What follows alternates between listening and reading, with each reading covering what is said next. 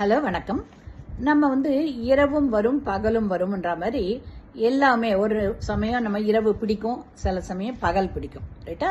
அதே மாதிரி தான் வாழ்க்கையில் எல்லாமே both sides of the coin மாதிரி எல்லாமே இருக்கும். ஃபார் எக்ஸாம்பிள், காரம் இருக்குன்னாக்க ஃபர்ஸ்ட் காரம் சாப்பிட்டதும் எரியும், அப்போ நமக்கு வெறுப்பாக இருக்கும், பிடிக்காம இருக்கலாம். ஆனால் அதுவே இனிப்பு சாப்பிட்டதுக்கு அப்புறமா கொஞ்சம் காரம் சாப்பிட்டோம்னாக்கா நமக்கு நல்லா இருக்கிற மாதிரி இருக்கும். அதே மாதிரி இனிப்பு ரொம்ப சாப்பிட்டோம்னாக்கா திகட்டிடும், நமக்கு பிடிச்சிருக்கலாம், இருந்தாலும் திகட்டும். ஆனால் அதே நேரத்தில் ஒரு லிமிட்டாக சாப்பிடும்போது நமக்கு அது ரொம்ப பிடிக்கிறதாவும் இருக்கும், ரைட்டா? அதே மாதிரி உப்பு இருக்குன்னு வச்சுக்கோங்க, உப்பு அதிகமாகிடுச்சுன்னா உப்பு கறிக்குதுன்னு நமக்கு பிடிக்காது.